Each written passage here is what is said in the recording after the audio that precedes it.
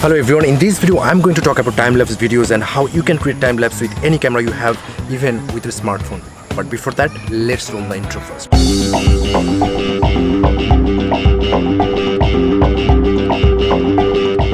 So what is time-lapse? The word time-lapse itself says what is it. The time means times and the lapse means interval.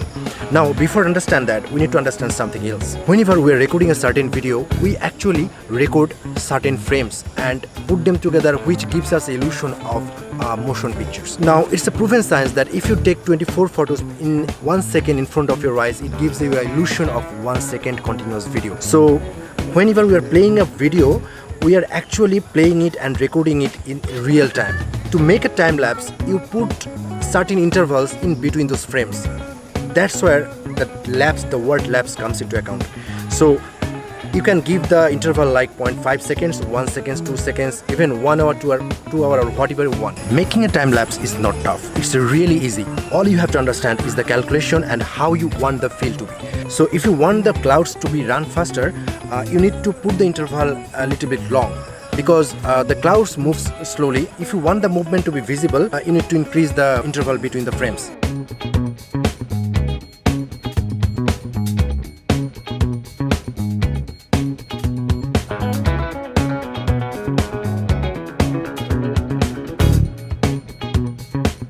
Now we'll first see how we can create time-lapse with a smartphone.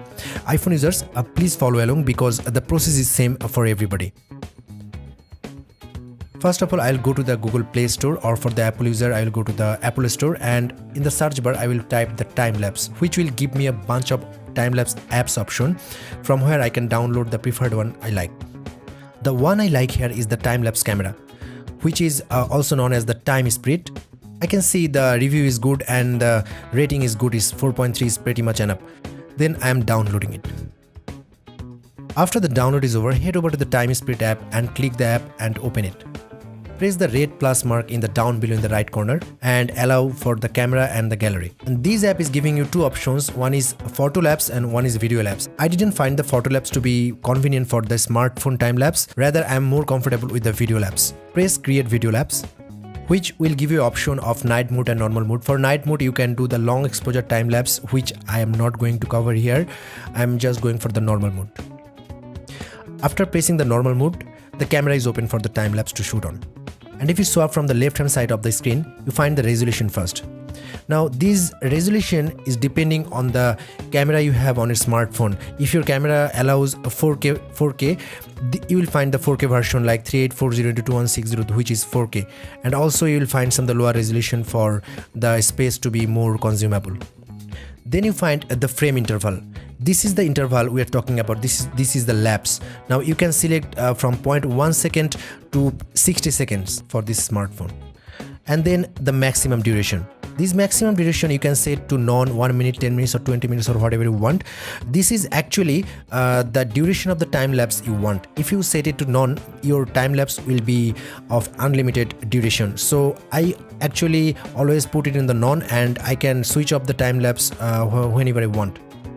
After that, you have the timer. This is actually the time the smartphone allows you after pressing the record button to start your time lapse capturing. And there is some filter which is not so important for me. Now we have set all the settings for our time lapse. Now we can press the record button, and please don't forget to put the smartphone on top of a tripod, because this is really important. And I can say for time lapse it is mandatory. Now the time lapse you're seeing right now is directly from the LG G5 smartphone. Look how amazing is that.